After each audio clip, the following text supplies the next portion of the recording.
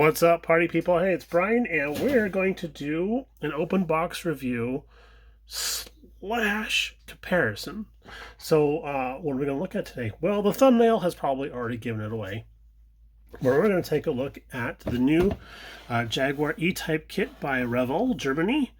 And we got this just before we left on vacation, and you know, it's not in the box because have you ever tried getting one of these kits back in the box again? I was showing this to my friend John last night, and he was like, I can't get this back. I'm like, don't worry about it, I'll take care of it tomorrow. So here it is tomorrow. I'm like, let's just do an open box review of it while we have it out of the box. So we're going to take a look at this guy here, and we're going to take a look at an older Revell kit, this guy here. This is a 1/25th scale. The other one's 1/24 scale. So we're going to take a look at those two, and then we're also going to take a look at this big guy here, the Heller Fabrique en France. So it's made in France, and this is a 1/24 scale open top cabriolet, roadster. You know, all the different versions of the same name. So I probably said that completely wrong, but you know how it is.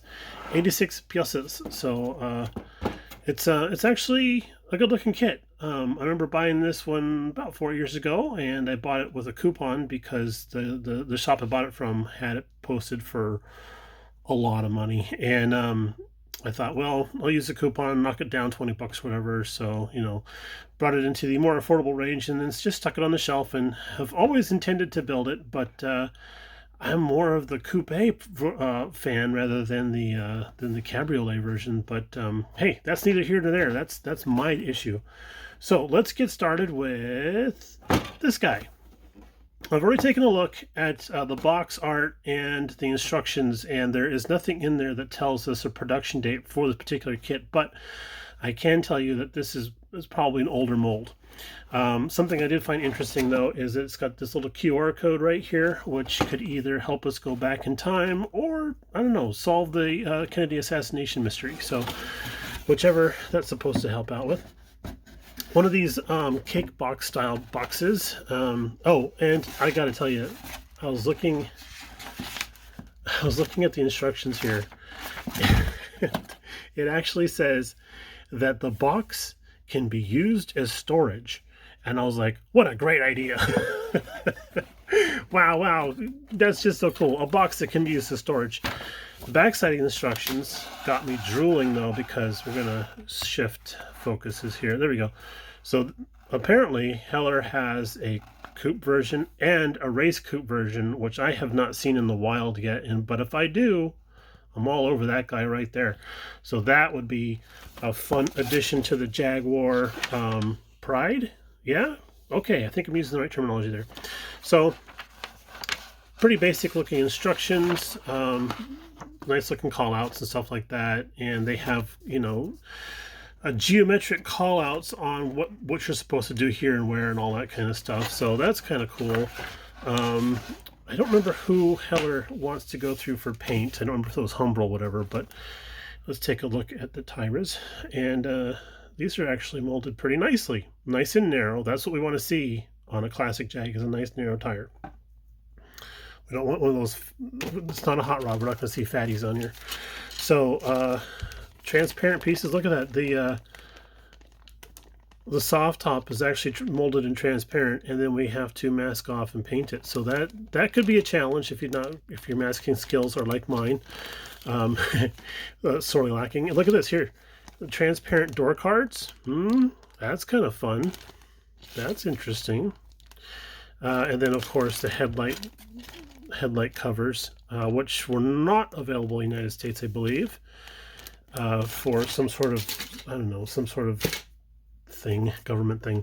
But wheels not molded open, but they're still nice looking. The nice looking roulette wheels right there.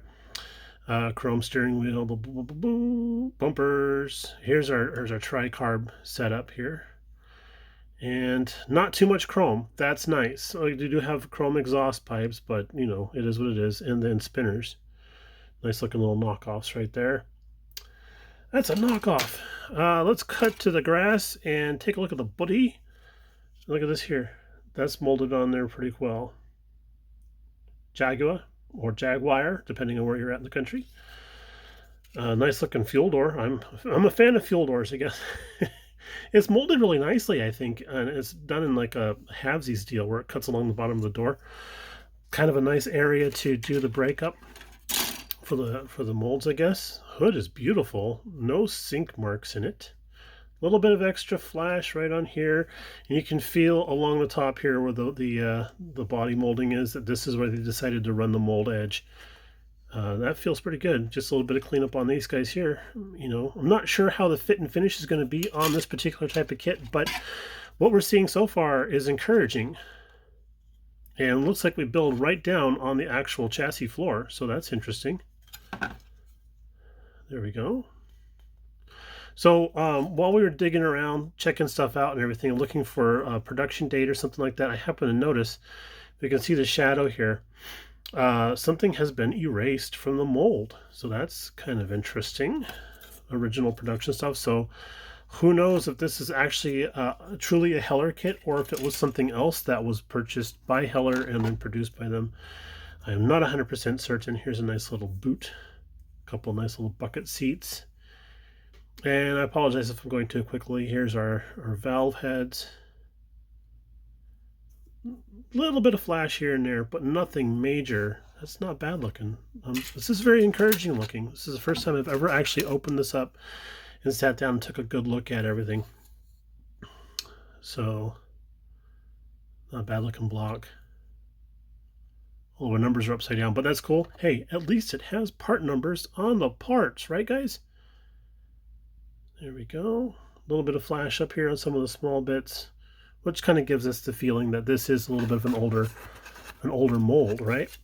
So our decal sheet is simply this: number cards, gauge faces, and a radio faceplate. So that's actually when it comes to decals, that's all I want. I don't need fancy racing stripes down the side or crazy graphics and all that kind of jazz like we used to see back in the 1980s. I just want some gauges and some radio faces and some other stuff to help build out the interior of the kit to make it a little better. A friend and I last night were talking about how it really is a game changer when somebody adds decals into a kit for under the hood, like the radiator hose decals and fan belt stuff. Really helps punch out a kit a little bit better. So that's the Heller kit there, the 124 scale Cabriolet. Let's move on to the Revell. I'll back up a little quickly here. There we go. This is the United States version because XKE, whereas in every place else in the world it's known as the E-type. So let's zoom in a little bit here, pop the lid. And this is molded in what I can only describe as sandwich spread white. Yes, it is getting to be lunchtime here. So we're going to snip this open and we'll be right back. Okay, so with the magical powers of pause, we went and opened up the bag, but I do want to point out one thing before we get started on the pile of styrene here. This kit here, the box art says it's from 1994, but what I also find fascinating is on the instructions, 1963. Look at that. So that's the original. That would have been the original issue for this particular kit here. The 1994 is the more current version, I guess, of this particular kit. And then I guess Revell Germany was like, oh, screw it, let's just make a whole new one. So they went and did that. So let's take a look at our ugly looking mayonnaise here. It looks like we have an issue with some of the rubber pieces or vinyl pieces melting into the hood. Wah, wah, wah. A little bit of extra flash on there. That's an unfortunate place to put a lug. I'm just saying. It's not looking too bad. It's not looking too bad, other than the tire bite that was on the one side here. And then this is, I don't know, this is kind of weirdly shaped. It's odd. Yeah, like some sanding and stuff, probably have to take that out. By just looking at these pieces right here, I already know that this is going to be a little bit more of a handful than the Heller kit as of right now. Again, we're going to be building off the floor pan right off the bottom there. Take a look at the bottom of this guy. Oh, looks good. Looks good. So it's going to be kind of an interesting thing to do, to paint all this body color and then have to join the body on top of the body on there. and sort of mask that line as best as possible. I suppose the rear bumpers will hook around the side here and sort of mask that. Hopefully that's what they had designed it all for. And oh, look at that. That looks like a short shot to me. Well, there's a wobble stack. That can be fixed. It can all be fixed. So there's that. And this one, instead of having like a tonneau cover, it's got like a gigantic, I don't know, cake or something that goes in the back there. Yes, it's lunchtime. Not a bad looking firewall. It's not crisply molded, but it's not horrible either. And then we have door cards that are not transparent. So, looks like we lost part of our differential with our inboard brakes. That's one of the things I always thought was cool about Jaguar. Let's see here. So, itty bitty little seats. Lord knows that my 1/25th scale butt won't fit in those. I got a sinkhole in the top of the roof. From what I guess, is that supposed to be the dome light? I don't know. But yeah, that really buggered that up pretty good. Engine block.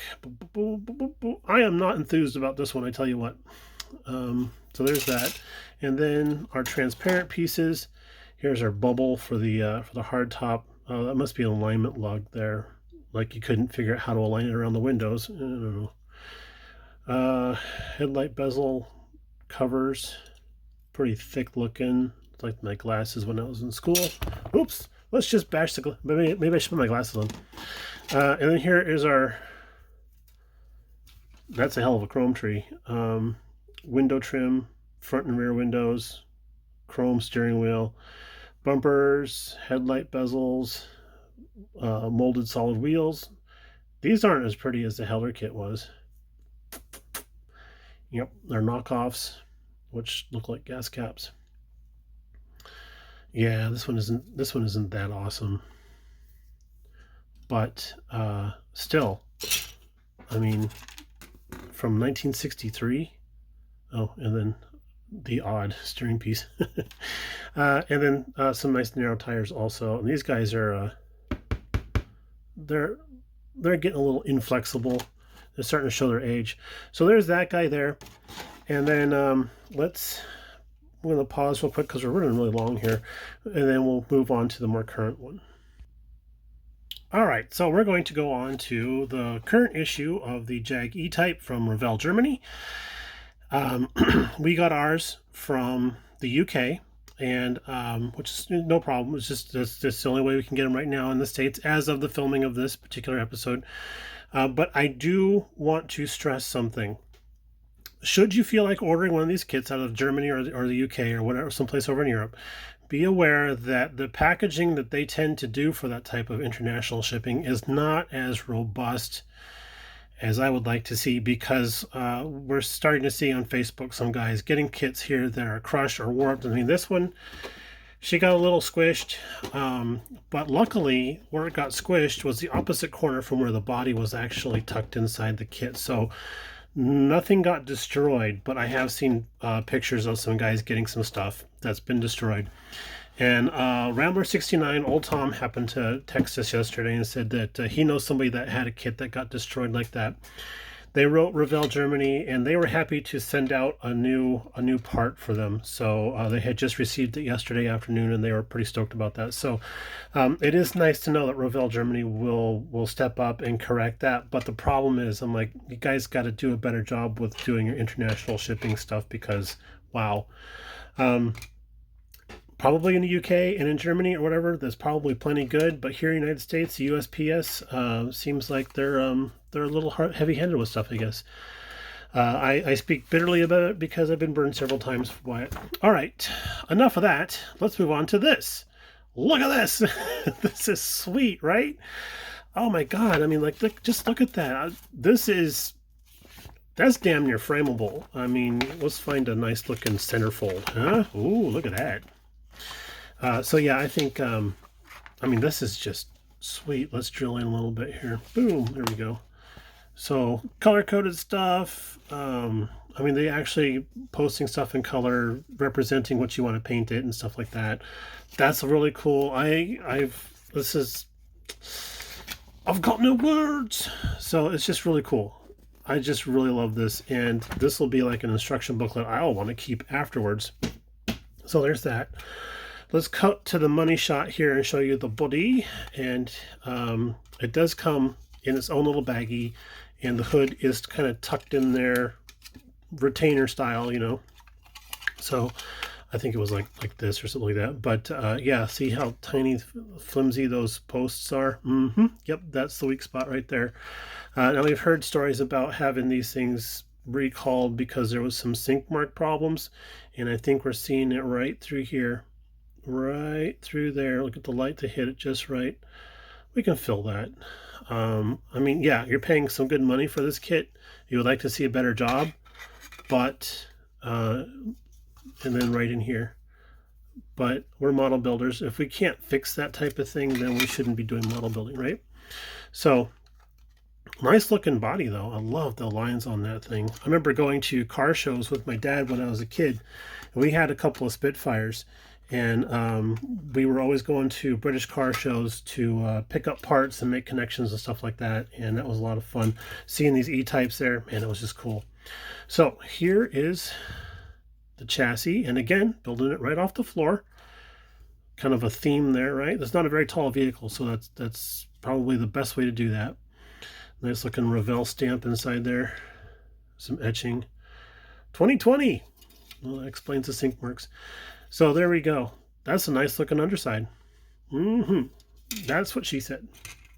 All right, so this one's got a pan that goes in the back there because this is the coupe. So it's got a nice looking space in the back there.